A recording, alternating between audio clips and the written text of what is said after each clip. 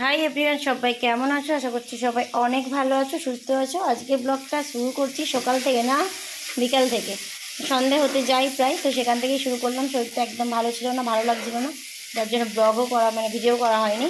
তো এখন আমি রান্নায় চলে এসেছি। সকাল থেকে তো রান্নাবান্না হয়েছে, কিন্তু সেগুলো তো আর নেওয়া হয়নি আমার। এই সন্ধ্যাবেলা করা হচ্ছে কাবলি ছোলার ঘুগনি করা হবে। তাই কাবলি ছোলাটা নুন হলুদ দিয়ে আর কাঁচা লঙ্কা দিয়েছি, এর মধ্যে রসুনও কোয়া দিয়ে দেবো। রসুন, এই মানুষ দুটো আজকে সাহায্য করতে বসেছে, হেল্পিং হ্যান্ড বলতে পারো। দুজনে কাটাকুটির ডিপার্টমেন্টে আজকে বসেছে, ঠিক আছে। একজন টমেটো ক্যাপসিকাম কেটেছে, এই যে দেখতে পাচ্ছ টমেটো ক্যাপসিকাম কাটছে। হ্যাঁ, আমি আর এদিকে বাঁধাকপি ও পেঁয়াজ গাজর এইসবগুলো কাটাকুটি করছে। আরেকজন সব দেখা দেখি করছে। হারিয়ে গেছে তো যাই হোক, চলো রান্নাটা সারি আর তোমাদের সঙ্গে শেয়ারও করবো আজকে নিশ্চয়ই যে রান্নাটা করব। এটা আমাদের রাতের রান্নার জন্য হচ্ছে কাবলি ছোলাটা। রুটি বা এর সাথে পরোটা যাও একটা কিছু হবে, সাধারণত রুটি হবে, কেননা কাল রাতে পরোটা হয়েছিল, পরোটার চিকেন ভর্তা হয়েছিল, তো সেটা শেয়ার করা হয়নি। আজকের রান্নাটা যাও শেয়ার করব তোমাদের সাথে। দেখা যাক, কাবলি ছোলাটা করবো, রুটি হবে রাত্রের জন্য। আর এখন যেটা আমি করছি, এটা চিকেন কষার জন্য চিকেন ম্যারিনেট করা আছে আমার। এই চিকেনটা হচ্ছে চাউমিনে যাবে, তো সেই চাউমিনের চিকেনটাকে রেডি করে নিচ্ছি। টিফিনে চাউমিন হবে, তাই টিফিনে চাউমিন হবে।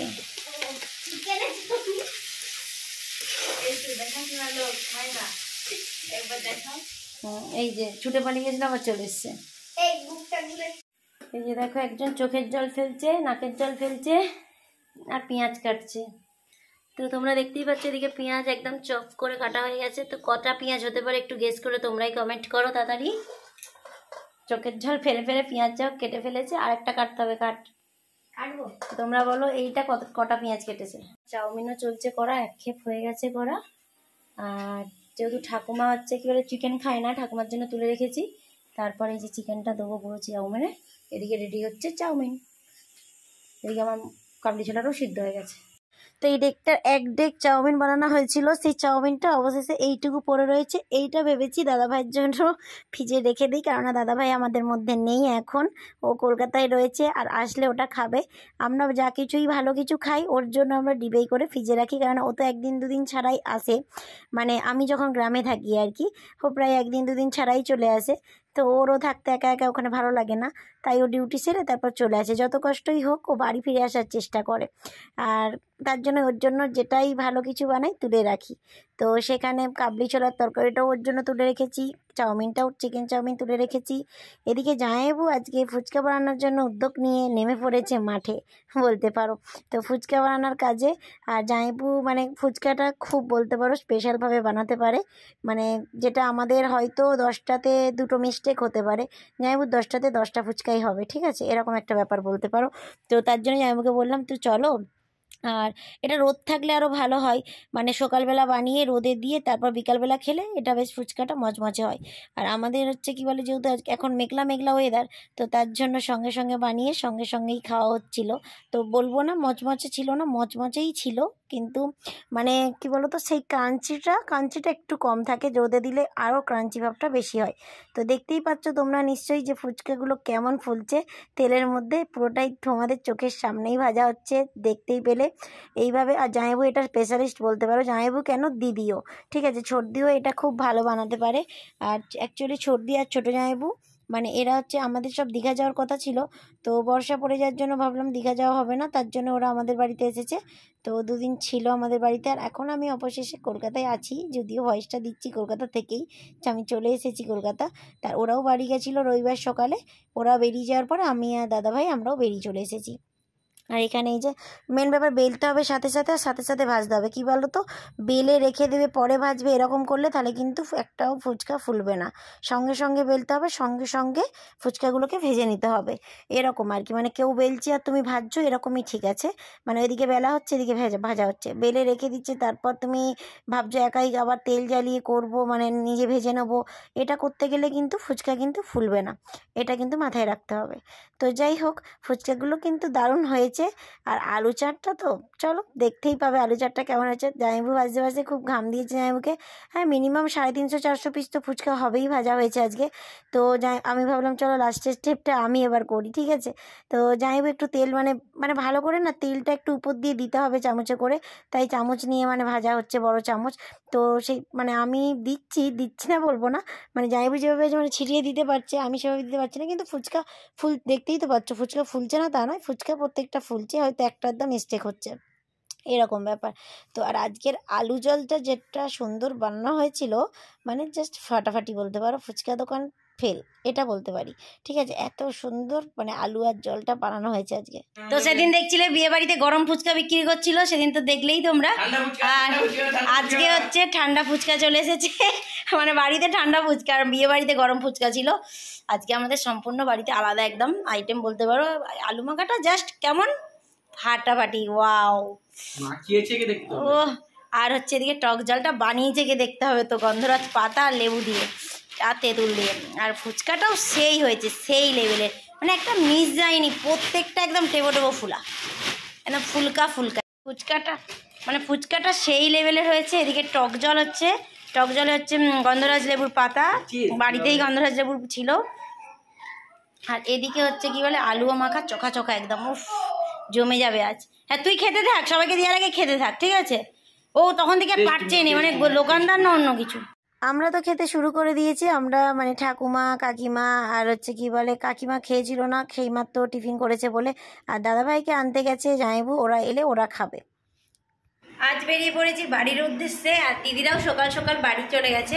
কাল সেই ফুচকা খাওয়ার পর আর তোমাদের সামনে আসা হয়নি, ফুচকার পরে আবার রান্না বান্না সব হয়েছে, ওই জন্য টাইম একটু কারণ দেরি হয়ে গেছে। দাদাভাই এসেছে, আসার পরে মাংস নিয়ে আসার পরে মানে হয়েছে একটু লেট হয়ে যাওয়ার জন্য আর হয়নি। আর এই জন্য দেখো পেছনে কী করছে। তো যাই হোক দিদিরা সকাল সকাল বাড়ি চলে গেছে, আর আমরাও বেরিয়ে পড়েছি। আজকে দুপুরে ভাত টাত কিচ্ছু খাওয়া হয়নি, এই মুড়ি আর ঘুগনি হয়েছিল সকালে টিফিনে, তো ওগুলো খেয়ে দিয়ে বেরিয়ে পড়েছি। সবাই স্নান টান করে রেডি হয়ে নিয়েছি, কারণ ট্রেন শুনছি প্রচণ্ড গণ্ডগোল, কি হবে না হবে তাও জানি না। তো দেখা যাক ট্রেন পাবো কি পাবো না, আবার বাড়ি ঘুরে আসতে হবে তাও জানি না। ট্রেন সকাল থেকেই বন্ধ ছিল, যার জন্য আমরা তাড়াহুড়ো করে বেরিয়ে পড়েছি। দাদাভাই বলল চলো লেট করব না, ট্রেন যেহেতু আপডেট দিয়েছে 11:40-এর ট্রেনটা ঢুকবে, কোনো টাইম নয়, তিনজনে যে স্নান করে তাড়াতাড়ি। কাকিমা বলছিল খেয়ে যাবে না। আর বর্ষার মৌসুম বুঝতেই পারছো, আর ট্রেন যেখানে 2 ঘন্টার ট্রেন লাগাই মানে আমাদের বাড়ি থেকে হাওড়া ঢুকতে, সেই জায়গায় 4 ঘন্টা পার করেছে। তো সেই জায়গায় ঘুম পেয়ে গেছিলো, ঘুমিয়ে পড়েছিলাম। কখন বাবু তার ভিডিওটা করেছে তাও জানি না, ভিডিওটা যখন আমি এডিট করতে যাচ্ছি তখন দেখছি এই ভিডিওটা রয়েছে, ঠিক আছে। তো ভাবলাম চলো ও যখন করেইছে তো এটা নিয়েই নিই। তো চলো ঘুমিয়ে পড়েছিলাম, অনেক ট্রেনটা লেট করেছিল, এক জায়গায় আধ ঘন্টা করে দাঁড়িয়ে মানে যাচ্ছিল। আর আমাদের রুটে মানে পাঁশকুড়া মেদিনীপুর খড়গপুর এই যে রুটটা রয়েছে, খড়গপুরের রুটটা বলতে পারো, এই রুটে এখন কাজ চলছে বলে প্রচণ্ড ট্রেনের ডিস্টার্ব হচ্ছে, মানে প্রচণ্ড মানে অতিরিক্ত বলা যায়। তো চলো, আর এই বন্দে ভারতটা মানে আজকে দেখলাম আমি, এর আগে দেখা হয়নি। আমাদের লাইনে যে বন্দে ভারতটা চলে পুরীর আর কি, ওটা হচ্ছে মানে হোয়াইট আর নীলে, মানে হোয়াইট আর ব্লুতে, আর এটা হচ্ছে অরেঞ্জ আর ব্ল্যাকের মধ্যে পাটনা বিহার। এই মানে বন্দে ভারতটা অরেঞ্জ আর ব্ল্যাকে, এটা হচ্ছে পাটনা বিহারের হচ্ছে কী বলে বন্দে ভারত। তো যাই হোক এখন আমরা হাওড়ায় অবশেষে পৌঁছেও গেছি, আর খিদে পেয়েছিল, বললামই তো ভাত খেয়ে বেরোনো হয়নি। আর দাদাভাই চাউমিন আর ঘুগনি এইসব বাড়ি থেকে নিয়ে এসেছিলো, ট্রেনে খেয়েছিল। তাই দাদাভাই বলছে আমি কিছু খাবো না, তোমরা খাও।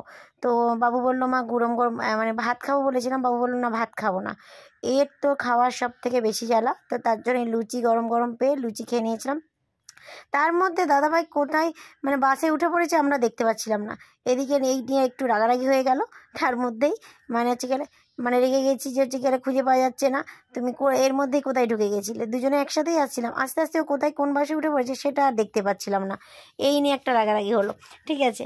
তো প্রথমে বলছিলাম যে হচ্ছে কি বলে গাড়িতেই যাবো, তারপর ও বললো না চলো বাসে চলে, এই হাওড়া থেকে তো বাসটা ফাঁকাই পাবো, আর অসুবিধা হবে না। আর বিশেষ করে তো রবিবারের বার তো আমরা আসছি, তো রবিবারের বারে হচ্ছে সেরকম ভিড়ও হবে না, ফাঁকাই থাকবে বাস, তো অসুবিধা হবে না।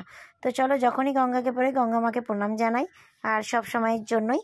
তো যাই হোক সবাইয়ের মঙ্গল করুক, ভালো কাটুক, সবাই ভালো রাখুক। তো এই বলেই চলো আর এদিক দিয়ে ব্রিজ পার করছি। কিন্তু এই জায়গাটা আমি শুট নিয়েছিলাম তোমাদেরকে জগন্নাথ দর্শন করাবো বলে, কিন্তু হলো না। কারণটা দাদাভাই বললো আমি না, ও যেদিন যাচ্ছিল বাড়ি সেদিন নাকি জগন্নাথ দেবকে বার করা হয়েছে, সামনেই রথ আছে, হয়তো কোনো ব্যাপার রয়েছে, ওর জন্য হয়তো নতুন আসবে জগন্নাথ বা যা হোক একটা কিছু হবে। তো আমরা ইতিমধ্যে আমাদের জায়গায়, আমরা যেখানে নামি সিটি সেন্টার 2-এ, সেখানে চলে এসেছি। সিটি সেন্টার 2-এ নেমেই সামনেই টোটো দাঁড়িয়ে থাকে, আর টোটো এখন একদম বাড়ির গেট পর্যন্ত ছেড়ে দিয়ে আসে। মানে তোমরা 4 জন থাকো আর 2 জন থাকোই 50 টাকা রিজার্ভে যেতে হবে, একদম বাড়ির থেকে একদম টার্ন করে ছেড়ে দিয়ে চলে আসে। এটা একটা সুবিধা। আগেও যখন ভাড়ায় থাকতাম সুবিধা ছিল, কেষ্টপুর থেকে নেমে একটা অটো। বাড়ি এসে একটু ফ্রেশ হয়ে নিয়েছি, ফ্রেশ হয়ে হাত পা মুখ ধুয়ে এসেছি, মানে একদম ফ্রেশ হয়ে নিয়েছি, স্নান করেই বেরিয়েছিলাম বাড়ি থেকে। আর এখন এসে ফ্রেশ হয়ে নিয়েছি, দাদাভাই চলে গেছে বাইকে করতে, যেহেতু বিছানাটা একটু অগুছালো রয়েছে, বিছানা গুছাতে হবে। বুঝতেই পারছো দাদাভাই থাকে, আর ও যথেষ্ট গুছিয়ে রাখার চেষ্টা করে, হ্যাঁ অগুছালো থাকে না, যেহেতু ও 2 দিন ছিল না, তার মধ্যে পার্থ ছিল, তো ও হয়তো এই রুমে শুয়েছিল বা যাই হোক হবে।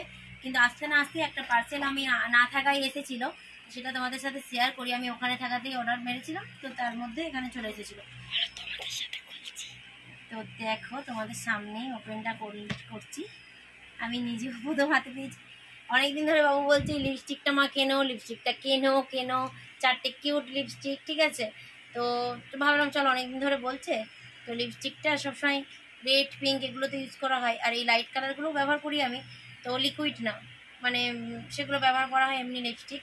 কিন্তু এইগুলো মানে দারুণ, মানে আমার তো বেশ ভালোই লাগছে কালারগুলো, প্রত্যেকটা কালার এসেছে খুব সুন্দর। এই 3টে সেট বলতে পারো এক টাইপের আর কি, মানে চেঞ্জ অবভিয়াসলি রয়েছে ম্যাট ফিনিশিংয়ের, আর এই কালারটা সম্পূর্ণ আলাদা। এই 3টে মানে একটু ডাউট, আর এইটা হচ্ছে সম্পূর্ণ আলাদা রয়েছে, কিন্তু কালারগুলো খুব সুন্দর হয়েছে। এটা কিন্তু 100, আমার কাছ থেকে মনে পড়ছে না, 107 টাকা বা 8 টাকা এরকম কিছু একটা নিয়েছিল। 107-8 টাকায় এরকম 4টে তোমরা লিপস্টিক পেয়ে যাবে। ফ্লিপকার্টে সার্চ করলেই পেয়ে যাবে, কিউট ওয়াইল্ড বলে সার্চ করলেই পেয়ে যাবে, কিউট ওয়াইল্ডের নামে সার্চ করলেই তোমরা পেয়ে যাবে 4টে লিপস্টিক। খুব সুন্দর। কিন্তু আমি ভেবেছিলাম এর আগে একটা, মানে একজন অর্ডার করেছিল দেখেছিলাম, মানে একদম এইটুকু ছোট্ট, কিন্তু আমি ভেবেছিলাম সেগুলো মনে হচ্ছে আসবে, কিন্তু না, তার তুলনায় অনেকটা ভালো, অনেক ভালো। কিন্তু এখন লাগিয়ে দেখতে হবে কেমন, টেস্টিংটা পরে করবো, আর তাতে বুঝতে পারবো কতটা ওয়াটারপ্রুফ বা কিছু। চলো একটু রেস্ট নিই, আবার পরে দেখা হচ্ছে তোমাদের সাথে। ব্লগটা এখানেই শেষ করছি। সবাই ভালো থাকো, সুস্থ থাকো, আবার নতুন ব্লগে দেখা হচ্ছে। কেমন, টাটা।